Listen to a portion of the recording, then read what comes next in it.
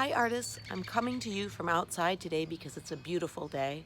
And on a day that's really pretty, I encourage you to take your art supplies outside and create because nature can inspire you.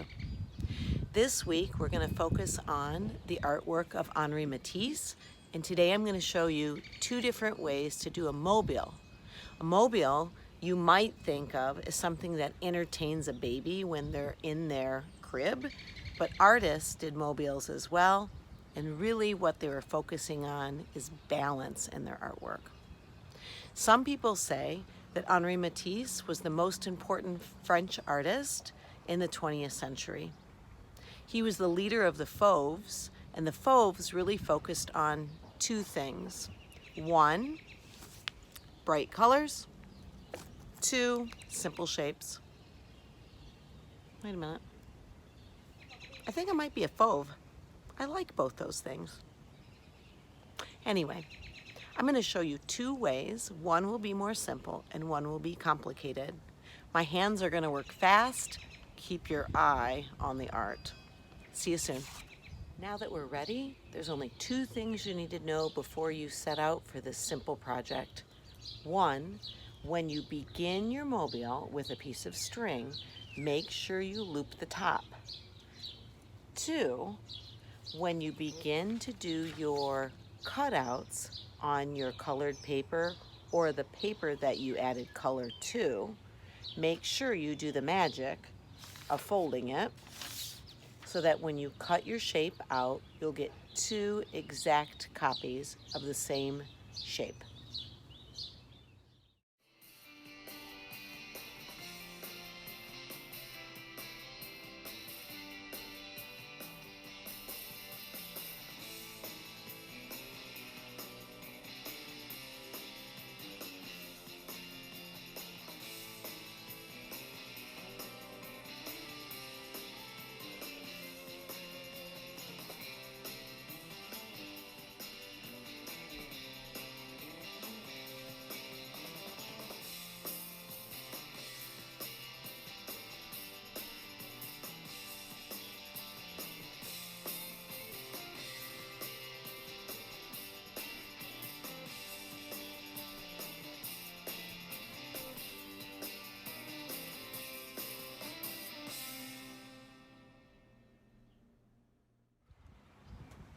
Hi friends, I'm back. That first project was so fun. Now I'm going to get into the one that's a little more complicated.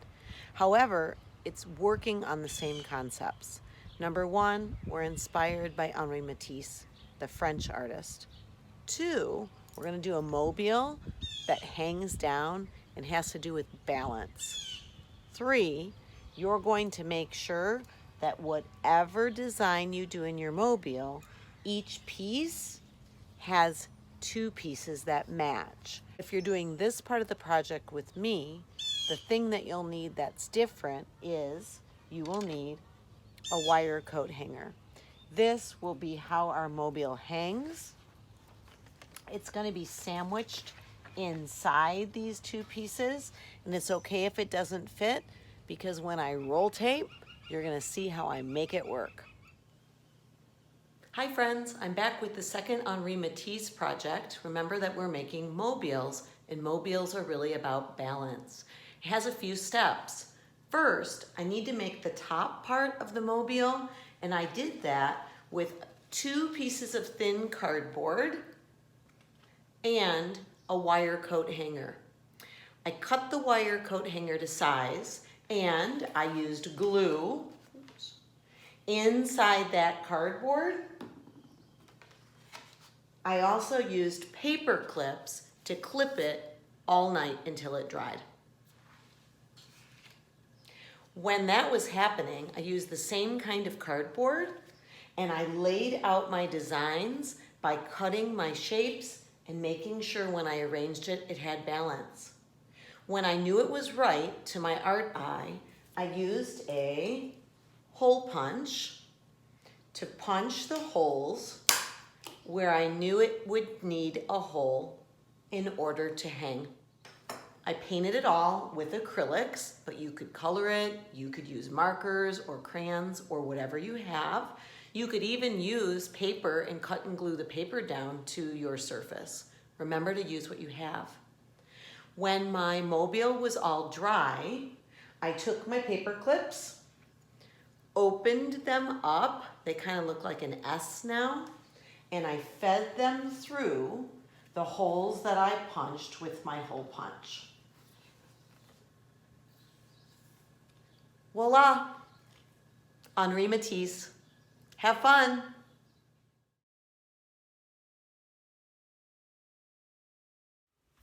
Hey artists, I know you were just hanging out with Mrs. Cunningham making art outside, and she told you that a nice day is a good day to get outside and make art. She was totally right. But today, now it's a rainy day. And so what I'm going to do is I'm going to hang out in my studio. Maybe you could find a spot in your home, your kitchen table, and create some art with me. So what we're going to do, this project is also inspired by Henri Matisse. And I know Mrs. Cunningham shared a little bit about him with you. I also read the story, Henri's Scissors, to you. If you didn't get a chance to check out that video, check it out. And he loved shape and color, and he also used his #1 tool, his scissors, to create large paper cutouts. So what we're going to do is we're going to be doing some paper cutting, making some organic shapes, and we're going to be creating a 3D form. So here's what you're going to need. Construction paper, scissors, obviously, some glue. I have Elmer's glue in here, and I also got kind of an older paintbrush because even though I'm going to wash it after I work, I am going to be using kind of a watered down glue solution to paint my paper, so I don't want to ruin a nice brush. And then the last special tool is going to be a balloon. So I had to go to the store and buy a balloon, but maybe you have one laying around from a birthday party. And here are some organic shapes that I cut out to get started. In the video, I'm going to show you how I draw the shape, and then later in the video, I just start drawing with my scissors. Letting my scissors go, creating that organic shape. It kind of has those round, natural edges. And then I walk you through the steps of creating the 3D form, and wait till you see the big reveal at the end. You're going to love it. Okay, let's get started. First, I started by cutting my construction paper into smaller shapes, and then once I got my shape drawn, I stacked a couple pieces of paper together so that when I cut that one shape out, I'm actually cutting 3 or 4 together. That will save you time.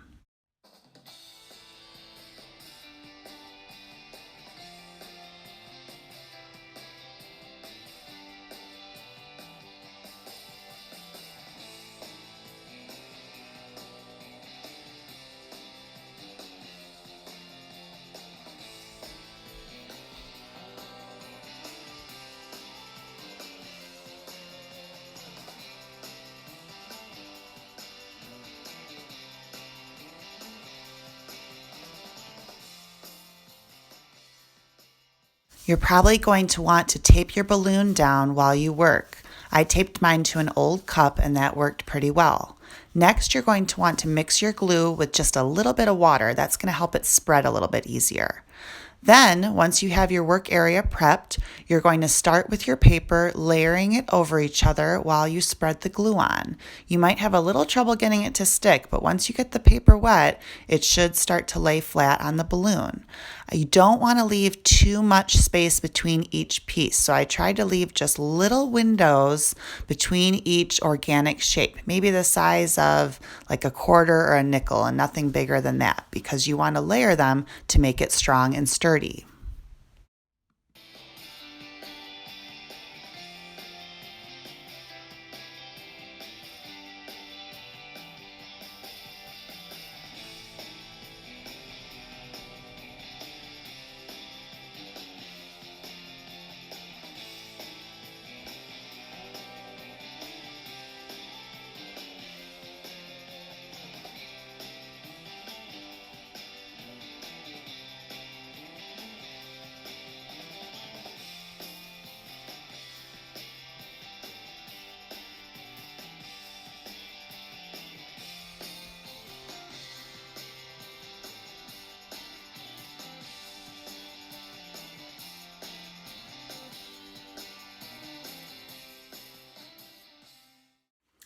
All right, so I let my Matisse bowl dry overnight, and here it is.